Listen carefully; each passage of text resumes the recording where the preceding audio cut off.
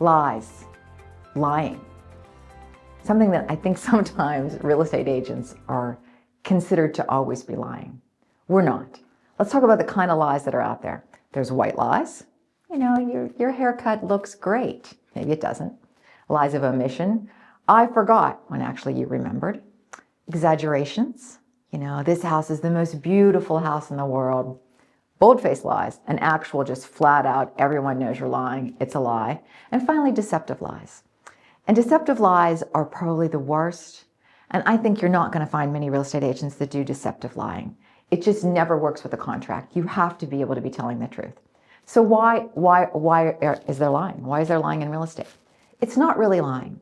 I call it strategic omissions and soft truths. We're still working with people that have emotions. So you have to kind of be careful that you're not hurtful, that you're not doing something that's going to hurt a client. So the lying is about strategic omissions and soft truths. So let me give you an example. Let's say that you're telling someone that they should put an offer on a house. And you're talking about putting the offer on the house, and they say, I don't think I have a shot. There's not a shot that I'm going to be able to get this house. You say, soft truth, maybe there is. Maybe there is an opportunity that we can get this house, because you don't know. We don't know what the answer is. So that's a soft truth. Are they $50,000 under the asking price and you think it's not going to fly? Yes, but you don't know. So it's a soft truth. So you give encouragement.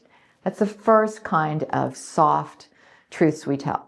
Second kind is when you're negotiating. You're negotiating for someone for a house. So you call the other agent and you say to the other agent, how low do you think the seller will go? Well, that agent can't tell you how low the seller will go. So she leaves a strategic omission.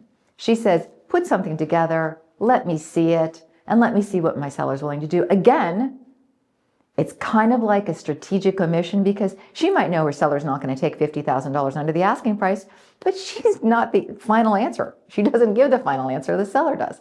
Strategic omission. And finally, I think the most important one, and it's a soft truth.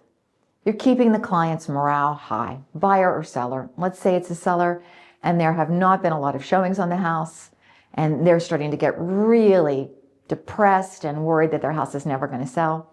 You say, there's some chatter out there. And it's probably true. There probably is some chatter out there. The chatter may not be the most positive kind, but there's chatter. So you want people to know that they're talking about the house. Maybe you go to Zillow and show them that there's been, 1 million hits on their house, but nobody's looking at it. So the soft truths there are to prepare them for the fact that maybe in the future we're going to have to make some changes to condition or price. But there's no reason to shoot them with the information like your house is the worst. You're trying to help them sell it. So soft truths and strategic omissions, not really lying.